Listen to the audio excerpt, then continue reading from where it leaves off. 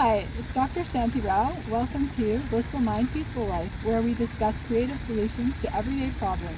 So hi, Sarah. Hi. So what's your question for today? I want to know, how do we deal with grief? That's a really good question. And did you have any specific scenario?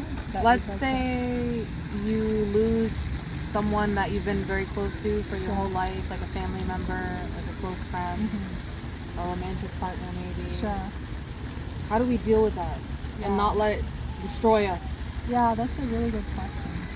Yeah, grief is such a tough thing, and everyone has to go through it.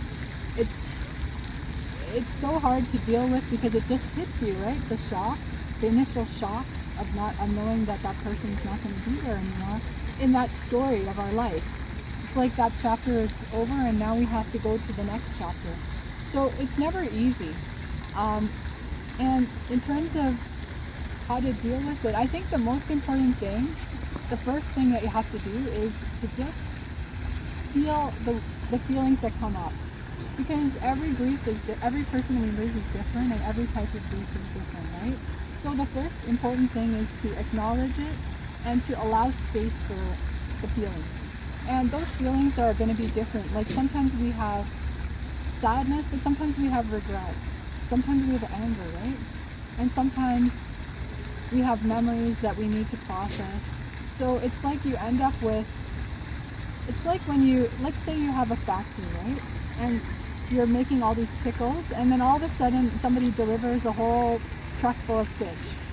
So what do you do with the fish? Like it's sitting in your driveway, right? And I make pickled fish.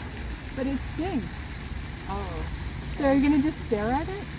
I'm going to eat it. No, but seriously, like you're going to be like, what are you going to do with the fish?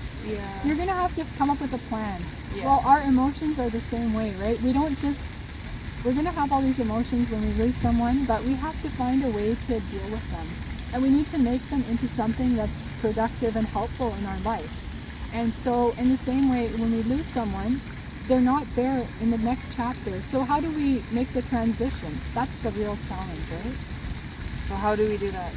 So I want to ask you, like when you had to go through something, what was one of the major techniques that helped you kind of get from point A to point B? So how did you get that awful situation and emotions into something you had to redirect it and send it somewhere else and process it? So how did you find? Well, I acknowledged what happened, Right.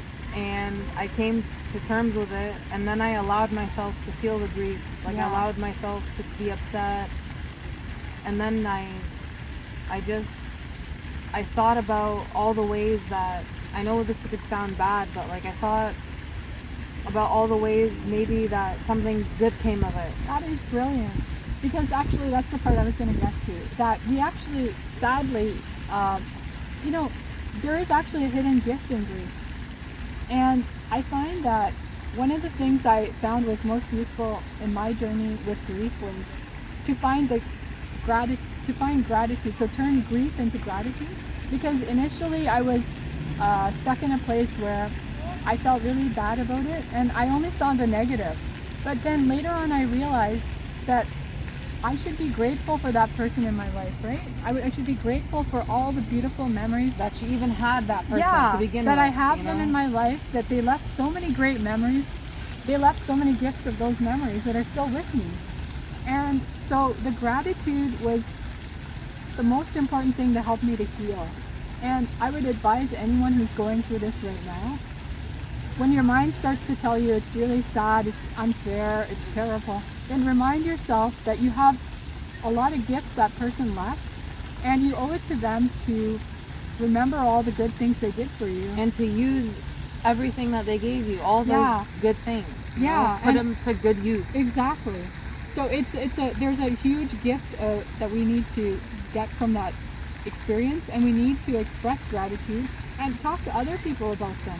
Like that's another form of gratitude, and that keeps them alive. Otherwise, their presence was, for nothing. And we want to keep their memory alive too.